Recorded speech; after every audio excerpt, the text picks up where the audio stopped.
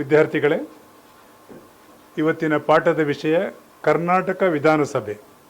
ಕರ್ನಾಟಕ ವಿಧಾನಸಭೆಯಲ್ಲಿ ಎಷ್ಟು ಸಂಖ್ಯೆಯ MLAಗಳಿದ್ದಾರೆ, ಅವರ ಅರ್ಹತೆಗಳೇನು ಇತ್ಯಾದಿ ತುಂಬ ಪ್ರಶ್ನೆ ಬರ್ತದೆ. ನಾವು ಇಂದಿನ ಪ್ರಶ್ನೆಯಲ್ಲಿ ಲೋಕಸಭೆ, ರಾಜ್ಯಸಭೆ ಹಾಗೂ ಅಲ್ಲಿ ಆದಂಥ ಕಾಯ್ದೆ ಕಾನೂನುಗಳನ್ನು ರಾಷ್ಟ್ರಪತಿಗಳು ಸೈನ್ ಹಾಕಿದ ಮೇಲೆ ಅದು ಆ ಇಡೀ ರಾಷ್ಟ್ರಕ್ಕೆ ಅನ್ವಯಿಸುವಂತೆ ಕಾಯ್ದೆ ಕಾನೂನುಗಳು ರೂಪಿಸಿ ಅನುಷ್ಠಾನ ಆಗ್ತದೆ. ಆದರೆ ಕೇಂದ್ರಕ್ಕೆ ಅಷ್ಟು ಅಧಿಕಾರ ಇದ್ದರೆ ರಾಜ್ಯಕ್ಕೆ ಏನು? ವಿದ್ಯಾರ್ಥಿಗಳೇ, ಸಂವಿಧಾನದಲ್ಲಿ ಕೇಂದ್ರಕ್ಕೆ ಏನು ಅಧಿಕಾರ, ರಾಜ್ಯಕ್ಕೆ ಏನು ಅಧಿಕಾರ ವಿಂಗಡಣೆ ಆಗಿದೆ. ಆ ನೆಲೆಯಲ್ಲಿ ಕೇಂದ್ರದ ಯಾವುದೇ ಕಾನೂನುಗಳನ್ನು ಇಡೀ ರಾಷ್ಟ್ರಕ್ಕೆ ಅನ್ವಯಿಸುವ ಹಾಗೆ ಅನುಷ್ಠಾನ ಆದರೆ ಅಲ್ಲಿ ಏನಾಗ್ತದೆ ಅಂತ ಹೇಳಿದ್ರೆ ಕೇಂದ್ರದ ಕಾನೂನುಗಳು ಇಡೀ ರಾಷ್ಟ್ರವ್ಯಾಪಿ ಅನುಷ್ಠಾನ ಆಗ್ತದೆ. ಓಕೆ, ಕೇಂದ್ರದ ಅಧಿಕಾರ ಏನು ಹಾಗಿದ್ರೆ? ಕೇಂದ್ರದ ಹೆಚ್ಚಾಗಿ ತಮಗೆಲ್ಲ ಈ ಹಿಂದೆ ಹೇಳಿದಾಗೆ ಇಡೀ ನಮ್ಮ ಭಾರತದ ಭಾರತದ ಇಡೀ ಭೌಗೋಳಿಕ ರಕ್ಷಣೆಯನ್ನು, ಅಂದರೆ ನಮ್ಮ ದೇಶದ ರಕ್ಷಣೆ ಮಾಡುವಂಥ ಪ್ರಮುಖ ಜವಾಬ್ದಾರಿ. ಆಂತರಿಕ ಸಂಘರ್ಷಗಳು ರಾಜ್ಯಗಳಲ್ಲಿ ಆದರೆ ಅದು ನೋಡುವಂಥ ಕ್ರಮ. ಆಮೇಲೆ ಇಡೀ ದೇಶದಲ್ಲಿ ಒಂದೇ ಹಣಕಾಸು ಆರ್ಥಿಕ ನೀತಿ, ಕರೆನ್ಸಿ ಇರುವಂಥದ್ದು ನೋಡಿಕೊಳ್ಳುವಂಥದ್ದು, ವಿದೇಶಾಂಗ ನೀತಿ. ಆಮೇಲೆ ತಮಗೆ ಏನು ವಿವಿಧ ಮೂಲಗಳಿಂದ ಸಂಗ್ರಹ ಆಗ್ತದೆ ಹಣ, ವಿವಿಧ ರಾಜ್ಯಗಳಿಗೆ ಅಭಿವೃದ್ಧಿಗಾಗಿ ಹಂಚಿಕೆ ಮಾಡುವಂಥ ಈ ಎಲ್ಲ ಕೆಲಸ ಕೇಂದ್ರ ಮಾಡಿದರೆ, ರಾಜ್ಯಕ್ಕೆ ತನ್ನದೇ ಆದ ಭೂಮಿ ಇದೆ, ತನ್ನದೇ ಆದ ಒಂದು ಜಿಯೋಗ್ರಫಿ, ಭೌಗೋಳಿಕ ವಿಸ್ತೀರ್ಣ ಇದೆ. ಅಲ್ಲಿ ರಾಜ್ಯ ತನ್ನ ಎಲ್ಲ ಕೆಲಸ ಕಾರ್ಯಗಳನ್ನು ಮಾಡಬೇಕಾದ್ರೆ ಇಲ್ಲಿ ಒಂದು ವಿಧಾನಸಭೆ ಅಂತಿದೆ, ವಿಧಾನ ಪರಿಷತ್ ಅಂತ ಎಲ್ಲ ರಾಜ್ಯಗಳಲ್ಲಿಲ್ಲ, ಆಯಾ ರಾಜ್ಯಗಳಿಗೆ ಆಯ್ಕೆ ಮಾಡಲಿಕ್ಕೆ ಕೊಟ್ಟಿದ್ದರಿಂದ ನಮ್ಮ ಕರ್ನಾಟಕದಲ್ಲಿ ವಿಧಾನಸಭೆಯೂ ಇದೆ, ವಿಧಾನ ಪರಿಷತ್ತೂ ಇದೆ. ನಾವು ಇವತ್ತಿನ ಅದರ ಭಾಗವಾಗಿ ವಿಧಾನಸಭೆ ಅದಕ್ಕೆ ಏನೆಲ್ಲ ಅಧಿಕಾರಗಳಿದೆ, ಯಾವ ರೀತಿ ಪ್ರಶ್ನೆಗಳು ಬರ್ತದೆ ಪರೀಕ್ಷಾ ದೃಷ್ಟಿಯಿಂದ ನೋಡ್ತಾ ಹೋಗುವ. ಸೊ ಒಂದೊಂದೇ ನೋಡ್ತಾ ಹೋಗುವ. ಆಗಿದ್ದರೆ ವಿದ್ಯಾರ್ಥಿಗಳೇ ನೋಡಿ, ಈ ಸ್ಲೈಡಲ್ಲಿ ನಾನೀಗ ಭಾಳ ಕ್ಲಿಯರ್ ಆಗಿ ನಿಮಗೆ ಕೊಟ್ಟಿದ್ದೇನು ಅಂತ ಹೇಳಿದರೆ, ವಿಧಾನಸಭೆ ಸದಸ್ಯರಾಗಲು 4 ಪ್ರಮುಖ ಹಂತಗಳು ಅಂತ ಇಲ್ಲಿ ಕೊಟ್ಟಿದ್ದೇನೆ. ಪ್ರಶ್ನೆ ಬರ್ತದೆ ನಿಮಗೆ. ಒಬ್ಬ ವ್ಯಕ್ತಿ ವಿಧಾನಸಭೆ MLA, member of legislative assembly, MLA ಅಂತ ಏನು ಹೇಳ್ತೀರಿ, ಆ MLA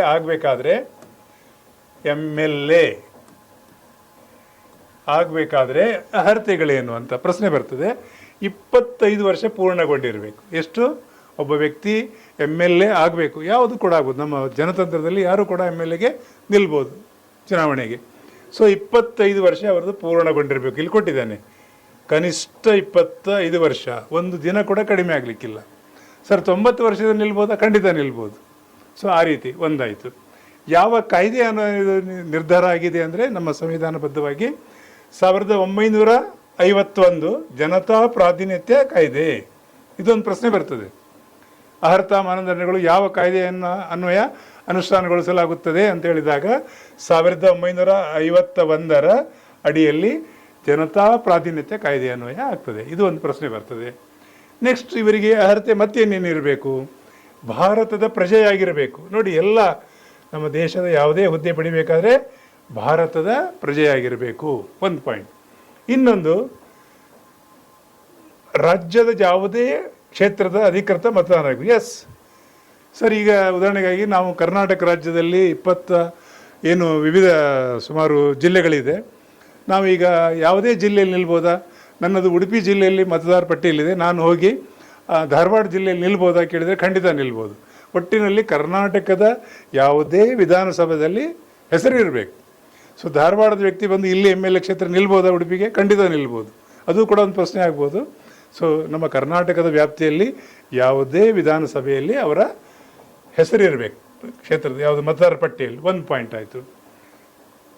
ಆಮೇಲೆ ಇನ್ನೊಂದು ಭಾಳ ಪಾಯಿಂಟು ಇಂಪಾರ್ಟೆಂಟ್ ಇದೆ. ಕೇಂದ್ರ ಮತ್ತು ರಾಜ್ಯ ಸರ್ಕಾರದ ಅಡಿಯಲ್ಲಿ ಯಾವುದೇ ಲಾಭದಾಯಕ ಹುದ್ದೆಯಲ್ಲಿ ಇರಬಾರ್ದು. ಎಸ್, ಸರ್ಕಾರಿ ನೌಕರನಾಗಿರಬಾರ್ದು, ಅಥವಾ ರಾಜ್ಯ ಸರ್ಕಾರದ ಯಾವುದೇ ಕೇಂದ್ರ ಮತ್ತು ರಾಜ್ಯ ಸರ್ಕಾರದ ಲಾಭದಾಯಕ ಇರುವಂಥ ಯಾವುದೇ ಒಂದು ಪದವಿಯಲ್ಲಿ ಇರಬಾರ್ದು ಅವರು. ಸೊ ಕೆಲವು ನಿಗಮಗಳಿದೆ, ಅಂಥದ್ದೆಲ್ಲ ಪದವಿ ಇದ್ದರೆ ಅದನ್ನು ರಾಜೀನಾಮೆ ಕೊಟ್ಟು ನಿಲ್ಬೋದು. ಸರ್ಕಾರಿ ನೌಕರಿಗೆ ನಿಲ್ಲಬೇಕಂದ್ರೆ ರಾಜೀನಾಮೆ ಕೊಟ್ಟು ನಿಲ್ಬೋದು, ಹೊರತು ಅಲ್ಲಿ ಇದ್ಕೊಂಡು ನಿಲ್ಲಲಿಕ್ಕೆ ಆಗೋದಿಲ್ಲ. ಇದು ಒಂದು ಇಷ್ಟು ಅರ್ಹತೆಗಳು ಬೇಕಾಗ್ತದೆ. ಪ್ರಶ್ನೆ ಬರ್ತದೆ. ಇಲ್ಲಿ 4-5 ಪ್ರಶ್ನೆ ಆಯಿತು, ನೆನ್ಪಿಟ್ಕೊಳ್ಳಿ. ನೆಕ್ಸ್ಟ್ ನೋಡುವ. ಹಾಗಿದ್ರೆ ಇನ್ನು ವಿಧಾನಸಭೆ ರಚನೆ ಆದಮೇಲೆ ಅದರ ಅವಧಿ ಎಷ್ಟು ಅಂತ ಪ್ರಶ್ನೆ ಬಂದರೆ 5 ವರ್ಷ. ಎಷ್ಟು? 5 ವರ್ಷ. ವಿಧಾನಸಭೆಯ ಅವಧಿ ಎಷ್ಟು? 5 ವರ್ಷ ಕೊಟ್ಟಿದ್ದೇನೆ ಇಲ್ಲಿ. ಅಧಿಕಾರ ಅವಧಿ ವಿಧಾನಸಭೆಯ ಮೊದಲ ಸಭೆ. ನೋಡಿ ಇಲ್ಲೊಂದು ಪ್ರಶ್ನೆ ಆಗ್ತದೆ. ಇವತ್ತು ಚುನಾವಣೆ ಆಯಿತು ಅಂತ ಇಟ್ಕೊಳ್ಳುವ. ಚುನಾವಣೆ ಆದ ನಂತರ ಅಲ್ಲಿ ಚುನಾವಣಾಧಿಕಾರಿ ಸರ್ಟಿಫಿಕೇಟ್ ಕೊಡ್ತಾರೆ. ಅವರು ಬೆಂಗಳೂರಿಗೆ ಹೋಗ್ತಾರೆ.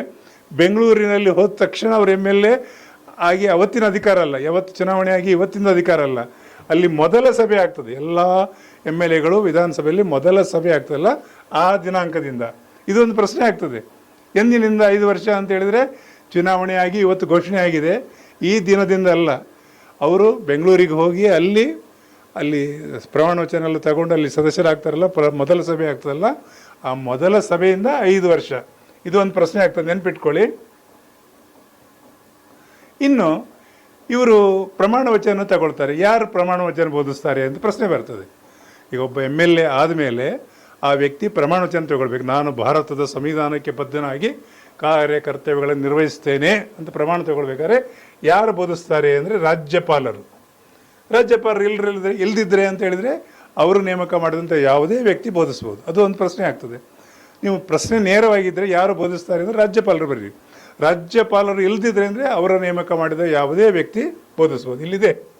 ಓಕೆ, ಏನನ್ನು ತಗೊಳ್ತಾರೆ ಪ್ರಮಾಣ ವಚನ ಅಂದರೆ ಭಾರತದ ಸಂವಿಧಾನ ಬಗ್ಗೆ ನಮ್ಮ ನಿಜವಾದ ನಂಬಿಕೆ ಮತ್ತು ನಿಷ್ಠೆ ಇಟ್ಟುಕೊಂಡು ನಾನು ಕೆಲಸ ಮಾಡ್ತೇನೆ, ದೇವರ ಸಾಕ್ಷಿಯಾಗಿ ನಾನು ಭಾರತದ ಸಂವಿಧಾನಕ್ಕೆ ಬದ್ಧನಾಗಿ ಕರ್ತವ್ಯ ಪ್ರಮಾಣ ತಗೊಳ್ತಾರೆ. ಇದು ಒಂದು ಪಾಯಿಂಟ್ ಆಯಿತು. ಕ್ಲಿಯರ್? ಮತ್ತೆ ನೋಡುವ ಇನ್ನೊಂದು, ಮತ್ತೇನು ಬರ್ಬೋದು ಅಂಥೇಳಿ. ಸ್ಥಾನ ತೆರವುಗೊಳಿಸೋಕೆ ಅಂದರೆ ಕೆಲವು ಸಲ ಏನಾಗ್ತದೆ, ಅವರು ತಮ್ಮ ಸ್ಥಾನವನ್ನು ಬಿಟ್ಟುಕೊಡೋ ಸಂದರ್ಭ ಅಂದರೆ ಏನು ಅಂತ ಹೇಳಿದರೆ, ಒಬ್ಬ ವ್ಯಕ್ತಿ ಈಗ ಉದಾಹರಣೆಗಾಗಿ ಕರ್ನಾಟಕ MLA ಆಗಿದ್ದಾರೆ. MLA ಆಗಿದ್ದಾರೆ ಅಂತ ಇಟ್ಕೊಳ್ಳುವ. ಅವರಿಗೆ MP ಆಗುವ ಒಂದು ಅವಕಾಶ ಬಂತು. MP ಯಲ್ಲೂ ಗೆದ್ದರು ಅವರು. ಇಲ್ಲಿ MLA ಇರುವಾಗಲೂ ಇಲೆಕ್ಷನ್ ನಿಂತು MP ಸ್ಥಾನವನ್ನು ಗೆದ್ದರು. ಯಾವುದಾದ್ರು ಒಂದು ಇಟ್ಕೊಳ್ಬೇಕಾಗ್ತದೆ. ಹಾಗಾಗಿ ಒಂದು ರಿಸೈನ್ ಮಾಡಬೇಕು ಅಷ್ಟೇ ಅವರು. ಹಾಗೆ ಸೊ ಇದು ಒಂದು ಅವಕಾಶ ಅವರಿಗಿದೆ. ಇನ್ನು ಕಾನೂನಿಗೆ ಸಂಬಂಧಪಟ್ಟಾಗ ಯಾವುದಾದ್ರು ವಿಷಯ ಇದ್ದರೆ ಅದನ್ನು ತಿರುವುಪಡಿಸುವಂಥದ್ದು ಅಷ್ಟೇ. ಇನ್ನು ಅನರ್ಹತೆ ಯಾವ್ಯಾವ ಸಂದರ್ಭದಲ್ಲಿ ಅವರು ತಮ್ಮ ಹುದ್ದೆಯನ್ನು ಕಳ್ಕೊಳ್ತಾರೆ ಅಂತ ಹೇಳಿದರೆ, ಸಭಾಧ್ಯಕ್ಷರಿಗೆ ಲಿಖಿತ ರೂಪದಲ್ಲಿ ರಾಜೀನಾಮೆ ಕೊಟ್ಟರೆ, ಹೌದು ಏನೋ ಕಾರಣಗಳಿಂದ ಅವರು ಸಭಾಧ್ಯಕ್ಷರಿಗೆ ಹೋಗಿ ಆ ವಿಧಾನಸಭೆಯ ಸಭಾಧ್ಯಕ್ಷರಿಗೆ ಲಿಖಿತ ರೂಪದಲ್ಲಿ ರಾಜೀನಾಮೆ ಕೊಟ್ಟರು, ಬೇರೆ ಬೇರೆ ಕಾರಣಗಳಿರ್ಬೋದು. ಅಂಥ ಸಂದರ್ಭದಲ್ಲಿ ಅವರು ತಮ್ಮ ಸದಸ್ಯತ್ವವನ್ನು ಕಳ್ಕೊಳ್ತಾರೆ, ಯಾಕೆ ರಾಜೀನಾಮೆ ಕೊಟ್ಟಿದ್ದಾರೆ. ಇನ್ನೊಂದು ಪಾಯಿಂಟು, ಸದನದ ಅನುಮತಿ ಇಲ್ಲದೆ, ಇದು ಭಾಳ ಇಂಪಾರ್ಟೆಂಟು, ನೆನ್ಪಿಟ್ಕೊಳ್ಳಿ. ಸದನದ ಅನುಮತಿ ಇಲ್ಲದೆ ಸತತ 60 ದಿನಗಳ ಕಾಲ ಎಲ್ಲ ಸಭೆಗೆ ಗೈರ್ಹಾಜರಾದರು. ಎಸ್, ಹಾಗೆ ಒಬ್ಬ ಕಾಲೇಜ್ ವಿದ್ಯಾರ್ಥಿ ಕಂಟಿನ್ಯೂ 2 ತಿಂಗಳು ಕಾಲೇಜಿಗೆ ಹೋಗಲಿಲ್ಲ, ಏನು ಮಾಡ್ತಾರೆ, ಅವನಿಗೆ ಪರೀಕ್ಷೆ ಕೂತ್ಕೊಳ್ಳಿಸ್ಲಿಕ್ಕೆ ಕೊಡೋದಿಲ್ಲಲ್ವ. ಅದೇ ರೀತಿ ಇಲ್ಲಿ ಕೂಡ ಇದೆ. ಒಬ್ಬ MLA ಆದ ವ್ಯಕ್ತಿ 60 ದಿನಗಳವರೆಗೆ, ಏನು ವಿವಿಧ ಸಭೆಗಳಾಗ್ತದೆ ವಿಧಾನಸಭೆಯಲ್ಲಿ, 60 ದಿನಗಳು ಸತತವಾಗಿ ಗೈರಾಜಿದ್ರೆ ಅವನ MLA ಸೀಟು ಬರ್ಖಾಸ್ತಾಗ್ತದೆ, ರದ್ದಾಗ್ತದೆ. ಸೊ ಇದೊಂದು ಪಾಯಿಂಟ್ ನೆನ್ಪಿಟ್ಕೊಳ್ಳಿ. ಇನ್ನೊಂದು ಯಾವ ಸಂದರ್ಭದಲ್ಲಿ ಹೋಗ್ತಂದರೆ, ನ್ಯಾಯಾಲಯದಿಂದ ಅವರು ವಿನ್ ಆಗಿದ್ದು ಬೇರೆ ಬೇರೆ ರೀತಿಯಲ್ಲಿ ಕಾರಣಗಳಿಂದ ಸರಿಯಾದ ರೀತಿಯಲ್ಲಿ ಎಲೆಕ್ಷನ್ ಆಗಲಿಲ್ಲ, ಅಸಿಂಧು ಅಂತ ಏನಾದರೂ ಘೋಷಣೆ ಮಾಡಿದರೆ ನ್ಯಾಯಾಲಯ, ಇಂಥ ಸಂದರ್ಭದಲ್ಲಿ MLA ಅವರ ಅನರ್ಹತೆ ಅಂದರೆ ಅಧಿಕಾರ ಮೊಟಕೊಳ್ತದೆ. ಇದು ಒಂದು ಪ್ರಶ್ನೆಗಳು ಬರ್ತದೆ. ಇಲ್ಲಿ 3-4 ಪ್ರಶ್ನೆ ಆಯಿತು, ನೆನ್ಪಿಟ್ಕೊಳ್ಳಿ, ಖಂಡಿತ ನಿಮಗೆ ಹೆಲ್ಪ್ ಆಗ್ತದೆ. ನೆಕ್ಸ್ಟ್, ಸದಸ್ಯತ್ವ ರದ್ದಾಗುವ ವಿಶೇಷ ಸಂದರ್ಭಗಳು. ಎಲ್ಲೆಲ್ಲಿ ಸಂದರ್ಭದಲ್ಲಿ ಮತ್ತೆ ಅವರಿಗೆ ಸದಸ್ಯತ್ವ ಹೋಗ್ತದೆ ಅಂತೇಳಿ ಇನ್ನೊಂದು ಪಾಯಿಂಟು, ಶಿಸ್ತು ಉಲ್ಲಂಘನೆ. ನೋಡಿ, ಭಾಳ ಇಂಪಾರ್ಟೆಂಟ್ ಇದೆ ಶಿಸ್ತು ಉಲ್ಲಂಘನೆ. ಇಲ್ಲಿ ಒಂದು ಪಾಯಿಂಟ್ ಕೊಟ್ಟಿದ್ದೇನೆ. ವಿಧಾನಸಭೆಯಲ್ಲಿ ಸದಸ್ಯರನ್ನು ಉಚ್ಚಾಟಿಸಬಹುದು. ಹೇಗೆ? ವಿಧಾನಸಭೆ ತಾವು ನೋಡಿರ್ಬೋದು, ವಿಧಾನಸಭೆಯ ಅಧ್ಯಕ್ಷರಿರ್ತಾರೆ, ಅವರಿಗೆ ಅಪಾರವಾದ ಅಧಿಕಾರ ಇರ್ತದೆ. ಅಲ್ಲಿರುವ ಸದಸ್ಯರಲ್ಲಿ ಶಿಸ್ತನ್ನು ಕಾಪಾಡದೇ ಇದ್ದರೆ ಅವನನ್ನು ಉಚ್ಚಾಟನೆ ಮಾಡ್ಬೋದು, ಅದು ಅಧಿಕಾರ ಇದೆ. ನೋಡಿ ಎಷ್ಟು. ಈಗ ಹೇಗೆ ಒಂದು ಪ್ರಿನ್ಸಿಪಾಲ್ರು ಒಂದು ಕಾಲೇಜಿನಲ್ಲಿ ಒಬ್ಬ ವಿದ್ಯಾರ್ಥಿ ಅವಿಧೇಯತೆ ತೋರಿ ಯಾವುದೇ ಶಿಸ್ತನ್ನು ಪಾಲಿಸಿದರೆ ಅವನನ್ನು ಕಾಲೇಜಿನಲ್ಲಿ ಹೊರಗೆ ಹಾಕ್ತಾರಲ್ವ, ಅದೇ ರೀತಿ ಇದು ಕೂಡ. ಸೊ ಎಷ್ಟು ಒಂದು ಒಬ್ಬ MLA ತನ್ನ ಅಧಿಕಾರಾವಧಿಯಲ್ಲಿ ಅನಗತ್ಯ ಗೊಂದಲ ಮಾಡಿದರೆ, ಶಿಸ್ತು ಉಲ್ಲಂಘಿಸಿದರೆ ಅವನನ್ನು ಅವರು ವಿಧಾನಸಭೆಯನ್ನು ಉಲ್ಲಂಘನೆ ಮಾಡಿದಾಗ ಅನರ್ಹತೆಗೊಳಿಸ್ತಾರೆ. ಇನ್ನೊಂದು ಯಾವಾಗ ಹೋಗ್ತದೆ ಅಂತ ಹೇಳಿದರೆ, ಈಗ ಒಬ್ಬ ವ್ಯಕ್ತಿ MLA ಆಗಿದ್ದಾನೆ, ಬೇರೆ ಉನ್ನತವಾದ ಸ್ಥಾನಗಳನ್ನು ಹೊಂದ್ತಾರೆ ಅವರು. ಉದಾಹರಣೆಗೆ ರಾಜ್ಯಪಾಲರಾಗ್ಬೋದು, ರಾಷ್ಟ್ರಪತಿ ಆಗ್ಬೋದು, ಉಪರಾಷ್ಟ್ರಪತಿ ಆಗ್ಬೋದು. ರಾಜಕಾರಣದಲ್ಲಿ ಉನ್ನತ ಹುದ್ದೆ ಸಿಕ್ಕಾಗ ಆ ಸಂದರ್ಭದಲ್ಲಿ ಅವರು ಈ ಸ್ಥಾನಗಳನ್ನು ಬಿಟ್ಟು ಹೋಗಬೇಕಾಗ್ತದೆ. ಅದು ಒಂದು ಸಂದರ್ಭ ಬರ್ತದೆ ಅವರಿಗೆ. ಇಲ್ಲಿ ಭಾಳ ಪ್ರಮುಖವಾಗಿ ತಿಳ್ಕೊಳ್ಬೇಕು ಅಂತ ಹೇಳಿದರೆ ವಿದ್ಯಾರ್ಥಿಗಳೇ, ವಿಧಾನಸಭೆ ರಚನೆ ಆದಮೇಲೆ ಅಲ್ಲಿ ಸಭಾ ಅಧ್ಯಕ್ಷರಿಗೆ ತುಂಬ ಅಧಿಕಾರ ಇರ್ತದೆ. ಈ ಸಭಾ ಅಧ್ಯಕ್ಷರು ಎಲ್ಲಿಂದ ಬರ್ತಾರೆ ಅಂತ ಹೇಳಿದ್ರೆ, ಎಲ್ಲ ನಮ್ಮ ಕರ್ನಾಟಕ ವಿಧಾನಸಭೆಯಲ್ಲಿ ಎಷ್ಟು ಸದಸ್ಯರಿದ್ದಾರೆ ಅಂತ ಹೇಳಿದರೆ 224 ಸದಸ್ಯರಿದ್ದಾರೆ. ಎಷ್ಟಿದ್ದಾರೆ? MLA ಅಥವಾ ಶಾಸಕರು ಅಲ್ವಾ? ಶಾಸಕರು. ವಿಧಾನಸಭೆ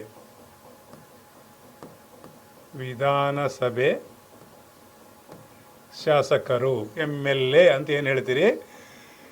ಇವರ ವಿಶೇಷತೆ ಅಂತ ಏನು ಹೇಳಿದ್ರೆ, ಈ ಎಲ್ಲ ಎಷ್ಟು ಸಂಖ್ಯೆ ಇದ್ದಾರೆ ಅಂತ ಹೇಳಿದ್ರೆ 224 ಜನ ಇದ್ದಾರೆ. ಕರ್ನಾಟಕದಲ್ಲಿ ವಿಧಾನಸಭೆ ಸದಸ್ಯರ ಸಂಖ್ಯೆ ಎಷ್ಟು ಅಂತ ಕೇಳಿದಾಗ 224. ಈ 224 ಸದಸ್ಯರ ಆಯ್ಕೆ ಹೋದ್ಮೇಲೆ ಇದರಲ್ಲೇ ಒಬ್ಬರು ಸಭಾಧ್ಯಕ್ಷರನ್ನು ಆಯ್ಕೆ ಮಾಡ್ತಾರೆ, ಇನ್ನೊಬ್ಬರು ಉಪಸಭಾಧ್ಯಕ್ಷರು. ಇವರು ಬಹಳ ಅಧಿಕಾರ ಇರ್ತದೆ ಇವರಿಗೆ. ತಾವೆಲ್ಲ ನೋಡಿದ್ದೀರಿ, ಮುಖ್ಯಮಂತ್ರಿ ಕೂಡ ಕೆಳಗೆ ಕೂತ್ಕೊಂಡಿರ್ತಾರೆ, ಆಮೇಲೆ ಎಲ್ಲ ಮಿನಿಸ್ಟರ್ ಕೆಳಗಿರ್ತಾರೆ, ಉನ್ನತವಾದ ಸ್ಥಾನದಲ್ಲಿ ಸಭಾಧ್ಯಕ್ಷರು ಕೂತ್ಕೊಂಡಿರ್ತಾರೆ ಅಲ್ವಾ? ಈಗ ಯಾರಿದ್ದಾರೆ ಸಭಾಧ್ಯಕ್ಷರು? ಖಾದರ್ ಅಲ್ವಾ? ಸೊ ಈಗಿದ್ದ ಇವರು ಯಾರು? ಖಾದರ್ ಸಭಾಧ್ಯಕ್ಷರು. ನೆನ್ಪಿಟ್ಕೊಳ್ಳಿ, ಪ್ರಶ್ನೆ ಬರ್ತದೆ. ವಿಧಾನಸಭೆಯ ಸಭಾ ಅಧ್ಯಕ್ಷರು ಯಾರಿದ್ದಾರೆ ಈಗ ಅಂತ ಪ್ರಶ್ನೆ ಬಂದರೆ ಖಾದರ್. ನೆನ್ಪಿಟ್ಕೊಳ್ಳಿ, ಓಕೆ? ಇವರಿದ್ದಾರೆ ಈಗ. ಸೊ ಹಾಗೆ ಉಪಸಭಾಧ್ಯಕ್ಷರು ಇರ್ತಾರೆ. ಇವರು ಈ ಸಭೆಯನ್ನು ಇಡೀ ನೋಡ್ಕೊಳ್ಳುವಂಥ ಜವಾಬ್ದಾರಿ ಇವ್ರದ್ದು ಇರ್ತದೆ. ಒಂದು ರೀತಿಯಲ್ಲಿ ಕಾಲೇಜಲ್ಲಿ ಪ್ರಿನ್ಸಿಪಲ್ ಇದ್ದಾಗ ಇವರೇ ಸುಪ್ರೀಂ, ಆ ರೀತಿ. ಹಾಗಾಗಿ ವಿಧಾನಸಭೆಯಲ್ಲಿ ಇವರೇ ಸುಪ್ರೀಂ ಇರ್ತಾರೆ. ಯಾರು ಆಯ್ಕೆ ಮಾಡ್ತಾರೆ ಅಂತ ಹೇಳಿದ್ರೆ, ಈ 224 ಸದಸ್ಯರಿದ್ದಾರೆ, ಎಲ್ಲ ಸೇರಿಕೊಂಡು ಬಹುಮತದಿಂದ ಯಾರು ಆಗಬೇಕು ಅಂತ ಚುನಾವಣೆ ಮುಖಾಂತರ ಆಗ್ತದೆ. ಚುನಾವಣೆ ಇದ್ದರೆ. ಚುನಾವಣೆ ಇಲ್ಲ ಅಂತ ಹೇಳಿದ್ರೆ ಎಲ್ಲರೂ ಸೇರಿ ಇವರು ಅಡ್ಡಿ ಇಲ್ಲ ಅಂತ ಒಬ್ಬರು ಕೆಲವರು ಸೂಚನೆ ಮಾಡಿದರು, ಕೆಲವರು ಅನುಮೋದನೆ ಮಾಡಿದರೆ ಆ ರೀತಿಯೂ ಆಗ್ತದೆ. ಚುನಾವಣೆ ಇದ್ದರೆ ಚುನಾವಣೆ ಮಾಡಿ ಯಾರು ಬಹುಮತ ಪಡೆದಿರ್ತಾರೆ, ಹೆಚ್ಚಾಗಿ ಏನಾಗ್ತದೆ, ಯಾವ ಸರ್ಕಾರ ಆಗಿರ್ತದೆ, ಬಹುಮತ ಬಂದೇ ಸರ್ಕಾರ ಆಗಿದ್ದರಿಂದ ಅವರದೇ ಸದಸ್ಯರು ಒಬ್ಬರು ಸಭಾಧ್ಯಕ್ಷರು ಉಪಸಭಾಧ್ಯಕ್ಷರು ಆಗ್ತಾರೆ ಹೆಚ್ಚಾಗಿ. ಇದು ಒಂದು ನೆನ್ಪಿಟ್ಕೊಳ್ಳಿ. ಇಲ್ಲಿ ಕೊಟ್ಟಿದ್ದೇನೆ. ಇನ್ನು ಇವರ ಅವಧಿ ಎಷ್ಟು ಅಂತ ಹೇಳಿದರೆ, ಸಾಮಾನ್ಯವಾಗಿ ವಿಧಾನಸಭೆ ಅವಧಿ ಇರುವವರೆಗೆ, ಅದು ಮುಂದಿನ ವಿಧಾನಸಭೆ ಚುನಾವಣೆ ಆಗಿ ಬರುವವರೆಗೂ ಅವರ ಅಧಿಕಾರಾವಧಿ ಇರ್ತದೆ. ಇವರಿಗೆ ಮಾತ್ರ 5 ವರ್ಷ ಅಂತ ಇರುವುದಿಲ್ಲ. ಯಾಕೆ? ನೆಕ್ಸ್ಟ್ ಚುನಾವಣೆ ಆಗಿ ಇನ್ನೊಂದು ಸಂಘಟನೆ ಆಗುವವರೆಗೆ ಅವರ ಅಧಿಕಾರಾವಧಿ ಇರ್ತದೆ, ಸಭಾಧ್ಯಕ್ಷರು ಇರ್ತಾರೆ. ಅದೊಂದು ನೆನ್ಪಿಟ್ಕೊಳ್ಳಿ, ಒಂದು ಪಾಯಿಂಟ್ ಆಗ್ತದೆ. ಇಷ್ಟನ್ನು ಹೇಳ್ತಾ ಮುಂದಿನ ವಿಷಯಕ್ಕೆ ಬರುವ. ನೋಡಿ, ಇವರ ಅಧಿಕಾರಗಳು ಏನಿದೆ ಅಂತ ಬಹಳ ಅದ್ಭುತವಾಗಿ ಇಲ್ಲಿ ಕೊಟ್ಟಿದ್ದಾರೆ. ಒಂದು ಈ ಸ್ಲೈಡಲ್ಲಿ ನೋಡ್ಕೊಳ್ಳಿ. ಅಂದರೆ ಸಭಾಧ್ಯಕ್ಷರಿಗೆ ತುಂಬ ಅಧಿಕಾರ ಇರ್ತದೆ. ಸದನದಲ್ಲಿ ವ್ಯವಹಾರಗಳನ್ನು ನಡೆಸಲು ಶಿಸ್ತು ಮತ್ತು ನಡವಳಿಕೆ ಭಾಳ ಇಂಪಾರ್ಟೆಂಟ್. ಅತ್ಯಂತ ಶಿಸ್ತಿನಿಂದ ಎಲ್ಲ ಸದಸ್ಯರು ತಮ್ಮ ತಮ್ಮ ವಿಷಯಗಳನ್ನು ಹೇಳಲಿಕ್ಕೆ ನೋಡ್ಕೊಳ್ಳುವಂಥ ಕೆಲಸ ಕಾಪಾಡೋದು ಇವರದೇ ಜವಾಬ್ದಾರಿ. ಓಕೆ?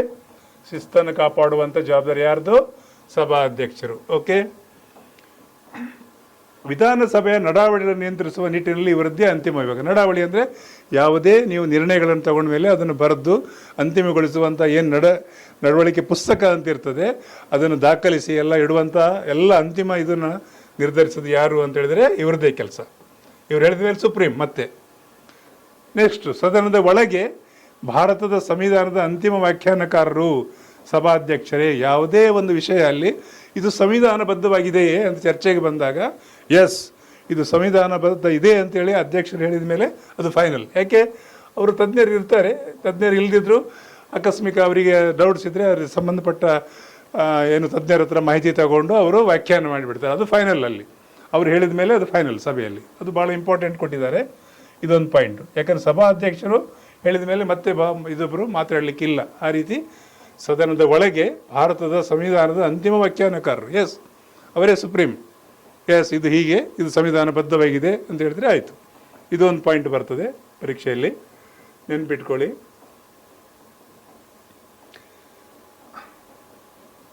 ಇನ್ನು ಸಭಾಧ್ಯಕ್ಷರಿಗೆ ಏನೇನು ವಿಶೇಷ ಅಧಿಕಾರ ಇದೆ ಅಂತೇಳಿ ನೋಡಿ. ಯಾವುದೇ ಒಂದು ಸದನದಲ್ಲಿ ಸದನದಲ್ಲಿ ಯಾವುದೇ ಕಾನೂನುಗಳನ್ನು ಮಾಡಬೇಕು ರಾಜ್ಯಕ್ಕೆ ಸಂಬಂಧಪಟ್ಟ ಅಂತ ಹೇಳಿದ್ರೆ ಬಿಲ್ ಅಥವಾ ಮಸೂದೆ, ಬಿಲ್ ಅಂತಲೂ ಹೇಳ್ತಾರೆ, ಮಸೂದೆ.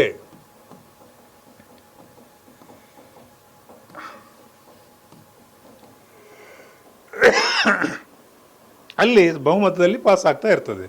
ಕೆಲವು ಸಂದರ್ಭದಲ್ಲಿ ಏನಾಗ್ತದೆ, ಸಮ ಆದಾಗ ಆಗ ಮಾತ್ರ ಇವರು ಮತ ಚಲಾಯಿಸ್ತಾರೆ. ಸಮಬಲ ಆದಾಗ ಮಾತ್ರ ಮತ ಚಲಾಯಿಸ್ತಾರೆ. ಪ್ರಥಮ ಹಂತದಲ್ಲಿ ಇವರಿಗೆ ಮತ ಚಲಾಯಿಸೋ ಅಧಿಕಾರ ಇಲ್ಲ. ನೆನ್ಪಿಟ್ಕೊಳ್ಳಿ, ಇದೊಂದು ಪ್ರಶ್ನೆ ಆಗ್ತದೆ ನಿಮಗೆ. ಹೇಗೆ ಅಂತೇಳಿದರೆ, ವಿಧಾನಸಭೆಯ ಸಭಾಧ್ಯಕ್ಷರು ಪ್ರಥಮ ಹಂತದಲ್ಲಿ ಯಾವುದೇ ಮಸೂದೆ ಕಾನೂನು ಪಾಸ್ ಮಾಡುವಾಗ ಮತ ಚಲಾಯಿಸ್ತಾರೆ ಅಂದರೆ ಇಲ್ಲ ಅಂತ ಬರೀರಿ. ಸಮಬಲ ಇದ್ದಾಗ ಅವರಿಗೆ ಅವಕಾಶ ಇದೆ ಅಂದರೆ ಎಸ್ ಅಂತ ಬರೀರಿ. ಆಗ ಮಾತ್ರ ಅವರು ಸಮಬಲ ಆದರೆ, ಅಂದರೆ ಈಗ 100 ಜನ ಸದಸ್ಯರಿದ್ದಾರೆ, 50 ಜನ ಪರ ಇದ್ದಾರೆ, 50 ವಿರೋಧ ಇದ್ದಾರೆ ಅಂತ ಇಟ್ಕೊಳ್ವಾ, ಆಗ ಇವರು ತಮ್ಮ ಮತವನ್ನು ಚಲಾಯಿಸ್ತಾರೆ. 50 ಅಂದಾದಾಗ ಪಾಸ್ ಆಗ್ತದೆ. ಇದು ಒಂದು ಪಾಯಿಂಟ್ ಆಗಿ ಪ್ರಶ್ನೆಗಳು ಬರ್ತದೆ, ನೆನ್ಪಿಡಿ.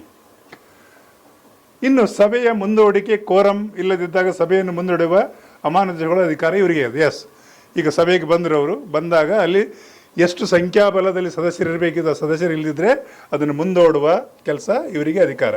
ಅವರೇ ಸುಪ್ರೀಂ. ಎಸ್, ಇವತ್ತು ಬಂದು ನೋಡಿದರು, ಜಸ್ಟ್ ಕಾಲೇಜಲ್ಲಿದ್ದಾಗೆ ಲೆಕ್ಚರರ್ ಬಂದಿದ್ದಾರೆ, ಎಲ್ಲ ವಿದ್ಯಾರ್ಥಿಗಳು ನೋಡಿದರೆ 2 ಜನ ವಿದ್ಯಾರ್ಥಿಗಳಿದ್ದಾರೆ, ಸಂಖ್ಯೆ ಇಲ್ಲ ಅಂದರೆ ಇವತ್ತು ಕ್ಲಾಸ್ ಇಲ್ಲ ಅಂತ ಹೇಳಿದ್ರೆ ಇಲ್ಲ ಅಂತ ಅಷ್ಟೇ. ಅದೇ ರೀತಿ ಸಭಾಧ್ಯಕ್ಷರು ಬಂದಾಗ ಅಲ್ಲಿ ಸಂಖ್ಯಾಬಲದಿದ್ದರೆ ಆ ಕಾರಣದಿಂದ, ಬೇರೆ ಬೇರೆ ಕಾರಣದಿಂದ ಸಭೆಯನ್ನು ಮುಂದೂಡುವ ಸಂಪೂರ್ಣ ಅಧಿಕಾರ ಸಭಾಧ್ಯಕ್ಷರಿಗೆ. ಇನ್ನೊಂದು ಭಾಳ ಇಂಪಾರ್ಟೆಂಟ್ ಇದು ಯಾವಾಗಲೂ, ಮನಿ ಬಿಲ್, ಹಣಕಾಸು ಮಸೂದೆ. ಹಣಕಾಸು ಮಸೂದೆ, ಹಣಕಾಸು ಮಸೂದೆ ಇದು ಹೌದಾ ಅಲ್ವ ಅಂತ ಚರ್ಚೆಗೆ ಬಂದಾಗ ಇವರು ಹೇಳಿದ ಮೇಲೆ ಎಸ್ ಇದು ಹಣಕಾಸು ಮಸೂದೆ ಅಂತ ಹೇಳಿದ್ಮೇಲೆ ಫೈನಲ್, ಮತ್ತೆ ಚರ್ಚೆಗೆ ಅವಕಾಶ ಇಲ್ಲ. ಅಂದರೆ ಸಭಾಧ್ಯಕ್ಷರಿಗೆ ಅಷ್ಟು ಸ್ಥಾನ ಇರ್ತದೆ. ಒಂದು ಪಾಯಿಂಟ್. ಇನ್ನೊಂದು ಗುಪ್ತ ಸಭೆ ಅಂತ ಇಲ್ಲಿ ಕೊಟ್ಟಿದ್ದೇನೆ. ಏನಿದು ಗುಪ್ತ ಸಭೆ? ಸದನದ ನಾಯಕರ ಕೋರಿಕೆ ಮೇರೆಗೆ ಗುಪ್ತ ಸಭೆಗೆ ಅವಕಾಶವನ್ನು ನೀಡ್ಬೋದು. ಯಾಕೆ ಗೊತ್ತುಂಟಾ? ವಿಧಾನಸಭೆಯಲ್ಲಿ ಒಂದು ಚರ್ಚೆ ಆಗ್ತಾ ಇರ್ತದೆ, ಅಲ್ಲಿ ಎಲ್ಲರ ಎದುರಿಗೆ ಕೆಲವು ವಿಷಯಗಳು ಇಲ್ಲ, ನಾವು ನಮ್ಮ ಚೇಂಬರಿಗೆ ಬನ್ನಿ, ಅಲ್ಲಿ 2 ಪಕ್ಷದ್ದು ಅಂದರೆ ವಿರೋಧ ಪಕ್ಷ ಆಡಳಿತ ಪಕ್ಷವನ್ನು ಕರೆದು ಅವರವರ ಅಭಿಪ್ರಾಯಗಳು ಸಂಗ್ರಹಿಸಿ ಒಂದು ಗುಪ್ತ ಸಭೆಯನ್ನು ಮಾಡುವಂಥ ಅಧಿಕಾರ ಕೂಡ ಅವರಿಗಿದೆ. ಯಾಕಂದರೆ ಅಲ್ಲಿ ಎಲ್ಲ ಸದಸ್ಯರ ಎದುರಿಗೆ ಹಾರಾಟ ಚೀರಾಟ ಎಲ್ಲ ಆಗಬಾರ್ದು ಅಂತ ಹೇಳಿ, ಬನ್ನಿ ಕೂತ್ಕೊಳ್ಳಿ, ಏನು ನಿಮ್ಮ ಸಮಸ್ಯೆಗಳು ಅಂತ ಕೇಳಿಕೊಂಡು ಯಾವುದು ಸಂವಿಧಾನಿಕ ತೊಡಕುಗಳಿದೆ ನಿವಾರಿಸಿ ಅದನ್ನು ಮಾಡಲಿಕ್ಕೆ ಒಂದು ಗುಪ್ತ ಸಭೆ ಕರೆಯೋ ಅಧಿಕಾರ ಕೂಡ ಅಂತ ಕೇಳ್ತಾರೆ. ನೆನ್ಪಿಟ್ಕೊಳ್ಳಿ, ಗುಪ್ತ ಸಭೆ ಮಾಡಲಿಕ್ಕೆ ಅವಕಾಶ ಇದೆ. ಎಸ್, ಆ ರೀತಿ ಗುಪ್ತ ಅಂದರೆ ಒಂದು ರೀತಿಯಲ್ಲಿ ಚರ್ಚೆ ಮಾಡಲಿಕ್ಕೆ ಒಂದು ಕೋಣೆಯಲ್ಲಿ ಕರೆಯುವಂಥ ಸಭೆ ಅದು. ಹಾಗೆ ಸೊ ಗುಪ್ತ ಸಭೆ ಅಂದರೆ ಏನು ವಿಶೇಷ ಇದಲ್ಲ, ಅದು ಒಂದು ಕರೀತದೆ. ಎಲ್ಲರ ಎದುರಿಗೆ ಹೇಳುವಂಥ ವಿಷಯ ಕೆಲವು ಇರೋದಿಲ್ಲ, ಚರ್ಚೆ ಮಾಡ್ತಾರೆ ಅಲ್ಲಿ ಅಂತಿಮ ಒಂದು ಸ್ವರೂಪ ಕೊಡಲಿಕ್ಕೆ. ಇದು ಒಂದು ಪಾಯಿಂಟು. ಓಕೆ, ಪ್ರಶ್ನೆ ಬರ್ತದೆ, ಅದಕ್ಕಾಗಿ ಇದು ಹೇಳಿದ್ದು. ನೋಡಿ, ಇಲ್ಲಿ ಮತ್ತೆ ಏನು ಕೊಟ್ಟಿದ್ದು, ಸಭಾಧ್ಯಕ್ಷರ ಸಮಿತಿ ನಿರ್ವಹಣೆ.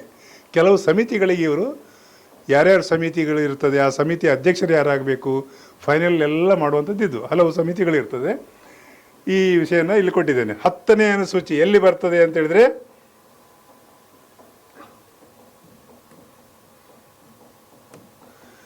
ವಿಧಾನಸಭೆ ಸಮಿತಿಗಳ ಅಧ್ಯಕ್ಷರು ನೇಮಿಸುತ್ತಾರೆ, ಮೇಲ್ವಿಚಾರಣೆ ಕೂಡ ಮಾಡ್ತಾರೆ ಅಂತ ಒಂದು ಪಾಯಿಂಟ್. ಯಾರು ಮಾಡ್ತಾರೆ? ಎಲ್ಲ ಸಮಿತಿಗಳನ್ನು ಮೇಲ್ವಿಚಾರಣೆ ಮಾಡೋದು, ನೇಮಿಸೋದು ಇವರೇ. ಮತ್ತು ಕೆಲವು ಸಮಿತಿಗಳಿಗೆ ಇವರೇ ಖುದ್ದಾಗಿ ಅಧ್ಯಕ್ಷರಿದ್ದಾರೆ. ಯಾವುದೇ ಸಮಿತಿ ಇಲ್ಲಿ ಕೊಟ್ಟಿದ್ದೇನೆ ನೋಡಿ, ವ್ಯವಹಾರ ಸಲಹಾ ಸಮಿತಿ, ನಿಯಮಗಳ ಸಮಿತಿ, ಸಾಮಾನ್ಯ ಉದ್ದೇಶಗಳ ಸಮಿತಿ, 3 ಸಮಿತಿಗೆ ಅವರೇ ಸಭಾಧ್ಯಕ್ಷರಾಗಿರ್ತಾರೆ. ನೆನ್ಪಿಟ್ಕೊಳ್ಳಿ, ವಿಧಾನಸಭೆಯ ಸಭಾಧ್ಯಕ್ಷರು ಯಾವ್ಯಾವ ಸಮಿತಿಗಳಿಗೆ ಸಭಾಧ್ಯಕ್ಷರಾಗಿ ಕಾರ್ಯನಿರ್ವಹಿಸ್ತಾರೆ ಅಂತ ಕೇಳಿದಾಗ 3 ಸಮಿತಿಯಲ್ಲಿ ಯಾವುದಾದ್ರು ಒಂದು ಕೊಡ್ಬೋದು. ಇದು 3 ನೆನ್ಪಿಟ್ಕೊಂಡಾಗ ಅದನ್ನು ನೀವು ರೈಟ್ ಮಾಡಲಿಕ್ಕೆ ಆಗ್ತದೆ. ಇದು ಒಂದು ಪ್ರಶ್ನೆ ಆಗ್ತದೆ. ಆಮೇಲೆ 10ನೇ ಅನುಸೂಚಿ ಅನ್ವಯ ಸದಸ್ಯರ ಅನರ್ಹತೆ ಪ್ರಶ್ನೆಗಳನ್ನು ನಿರ್ಧರಿಸುವ ಅಧಿಕಾರ ಹೊಂದಿದ್ದಾರೆ. ಎಸ್, ಅನರ್ಹತೆ ಬಗ್ಗೆ ಪ್ರಶ್ನೆಗಳು ಬಂದಾಗ ಇದು 10ನೇ ಅನುಸೂಚಿ ಅನ್ವಯ ಇವರು ಈ ಕೆಲಸವನ್ನು ಮಾಡ್ಬೋದು ಅಂತೇಳಿ ಇದೆ. ಅದು ಒಂದು ಪಾಯಿಂಟ್ ಆಗ್ತದೆ. ಇದೊಂದು ನೆನ್ಪಿಟ್ಕೊಳ್ಳಿ.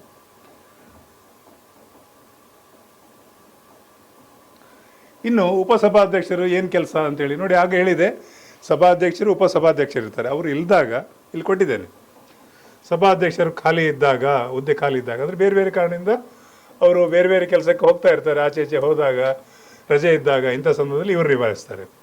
ಮತ್ತು ಇನ್ನೊಂದು ಪಾಯಿಂಟ್ ಬರ್ತದೆ, ಸಭಾಧ್ಯಕ್ಷರು ಇಲ್ಲದ ಸಂದರ್ಭದಲ್ಲಿ ಉಪಸಭಾಧ್ಯಕ್ಷರು ನಿರ್ಣಯಗಳು ಎಲ್ಲ ಅಂತಿಮವಾದರೆ ಎಸ್, ಯಾಕಂದರೆ ಅವರು ಸಭಾಧ್ಯಕ್ಷರಾಗಿ ಕೆಲಸ ಮಾಡಿರ್ತಾರೆ. ಹಾಗಾಗಿ ಉಪಸಭಾಧ್ಯಕ್ಷರು ಅವರು ತಗೊಂಡಿದ್ದ ನಿರ್ಣಯ ಅಂತ ಪ್ರಶ್ನೆ ಬರೋದಿಲ್ಲ. ಅವರು ಇಲ್ದಾಗ ಮಾಡೋದ್ರಿಂದ ಸಹಜವಾಗಿ ಅವರೇ ಕೂತ್ಕೊಂಡು ಮಾಡಿದಾಗೆ ಅದು. ಆ ರೀತಿ ಅದೊಂದು ಪ್ರಶ್ನೆ ಆಗ್ತದೆ. ಇದೊಂದು ನೋಡ್ಕೊಳ್ಳಿ.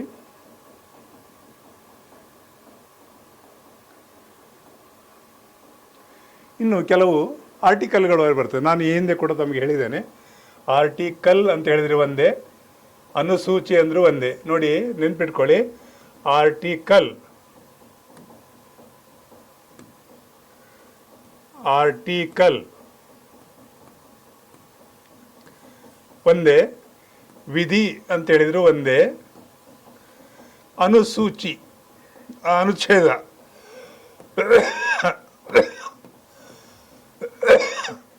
ಅನುಚ್ಛೇದ ಅಂದ್ರೆ ಒಂದೇ. ಇಲ್ಲಿ ವಿದ್ಯಾರ್ಥಿಗಳೇ ಬೇರೆ ಬೇರೆ ವಿಷಯಕ್ಕೆ ಸಂಬಂಧಪಟ್ಟ ಆರ್ಟಿಕಲ್ಸ್ ನೋಡಿ, ಈ ಹಿಂದೆ ಕೂಡ ಹೇಳಿದ್ದೇನೆ, ಆರ್ಟಿಕಲ್ ಅಂತ ಹೇಳಿದ್ರು ಒಂದೇ,